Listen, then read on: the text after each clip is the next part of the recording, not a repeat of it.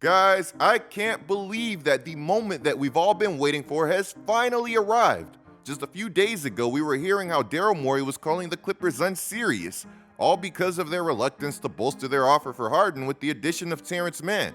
And honestly, with how petty that Daryl Morey is, I legit thought that the Clippers deeming Terrence Mann as untouchable might have been his breaking point, but apparently ownership had other plans as James Harden has been traded to the Los Angeles Clippers, effectively ending his uneventful tenure as a 76er, while also effectively ending the suffering of 76er fans, who we all know have been through more than enough at this point in time. Now guys, this James Harden trade is enormous with a lot of moving parts that we have to talk about, but first, guys, I've teamed up with DraftKings in order to bring you guys an elite offer so that you guys can start your basketball season off right. So all new customers that use code DCOOP who bet just $5 will get $200 in bonus bets instantly. That's right guys, new customers who use my code can bet just $5 on any basketball game and get $200 in bonus bets instantly added to their account. And check this out, you can use that $200 in bonus bets on DraftKings same game parlays for a shot and an even bigger payout when you combine multiple bets together from the same game, including player points, rebounds, assists, etc. Now, if you're already signed up for DraftKings, then that's no problem at all. All customers can get a no-sweat same-game parlay or SGPX if your bet doesn't hit. Max reward limit supply, of course. Guys, download the DraftKings Sportsbook app now, and don't forget to use my promo code DCOOP so that you can get your $200 in bonus bets when you bet $5. That's promo code DCOOP only at DraftKings Sportsbook.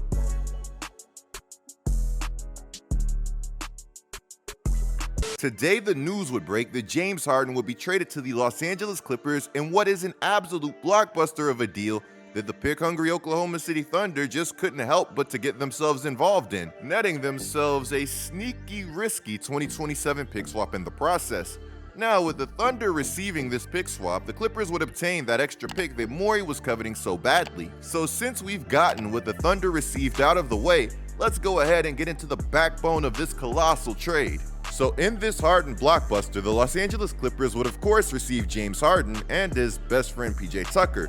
Meanwhile, the 76ers would receive Nicholas Batum, Marcus Morris, Robert Covington, and KJ Martin. The Philadelphia 76ers would also receive some really good draft picks. To list those picks, they'd get a 2026 Clippers first-round pick via the Thunder, a 2028 Clippers first-round pick, a 2029 first-round pick swap, and a 2024 and a 2029 second-round pick. You guys can let me know if I'm wild or not for thinking like this down in the comments below, but to me, Morey made out of this trade like a bandit considering that he was a major contributor to this whole mess. With this trade, Daryl Morey really wasn't doing anything other than cleaning up the mess that Daryl Morey made. At its worst, this trade is classic addition by subtraction for the 76ers.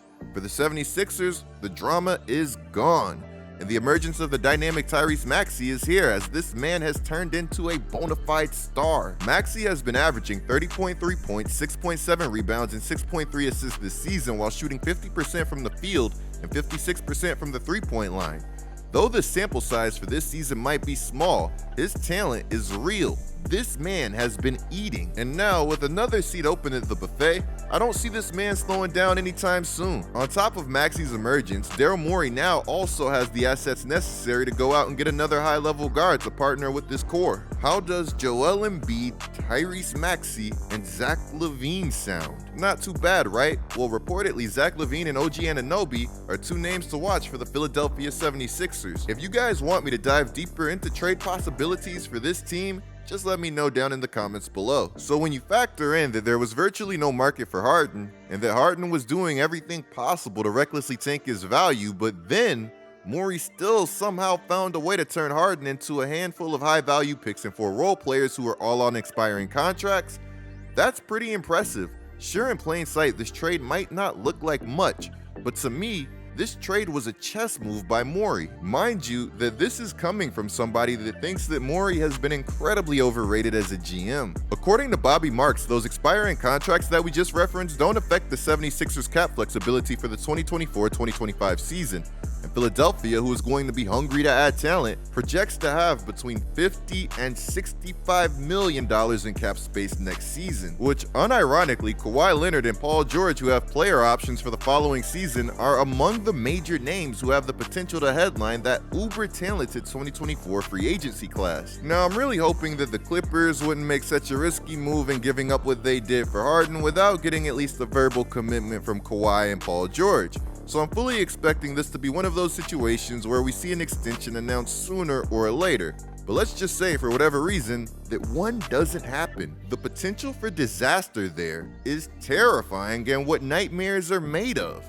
Which again, advantage Daryl Morey. I really can't and don't want to imagine a scenario where the Clippers are forced to tear this whole thing down with no draft picks to show for it. I've talked a lot about 76er fans suffering recently, but the fact of the matter is that if you're a Clippers fan who followed this team before Lob City, then you've seen some things as a fan that you probably don't want to see again. Could you imagine trading the eventual #1 overall pick that will become Kyrie Irving for a declining Mo Williams?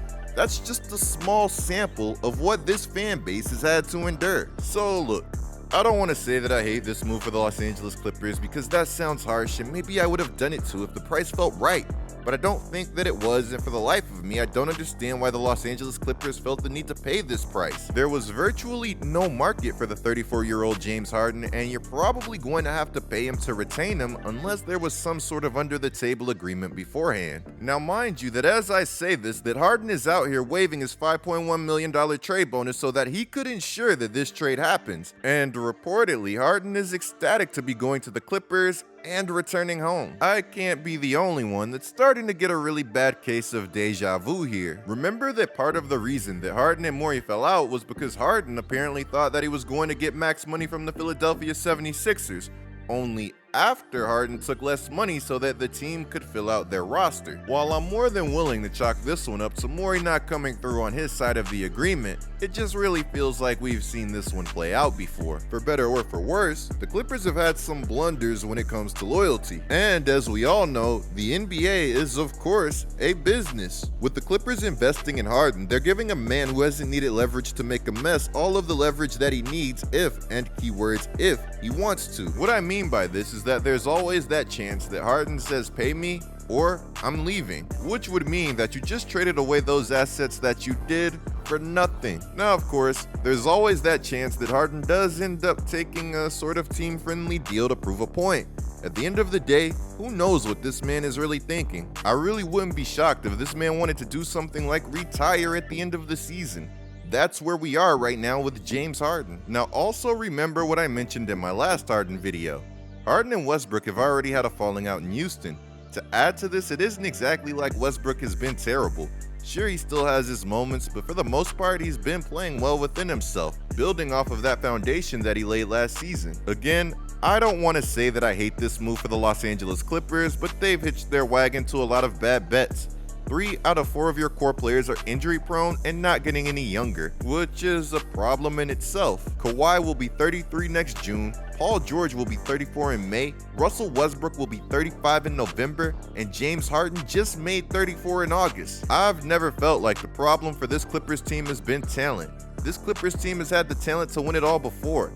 Their problem has been the health of their stars. For the Clippers, sure, the upside of Harden is there and he'll have these outings that remind you exactly of how good he is, but my question is it worth it? Guys, in the comments below, let me know what you think of everything. Do you like this trade for the Clippers, or do you think that the Philadelphia 76ers and Daryl Morey are the big winners in this whole debacle? Are the Clippers legitimate contenders, and can you see James Harden winning a championship in Southern California? You know, all of the nonsense aside, I do think that it's pretty cool how Russ, PG, Harden, and Kawhi are all from that SoCal area. Who knows? Maybe that SoCal connection will be too much for teams to overcome.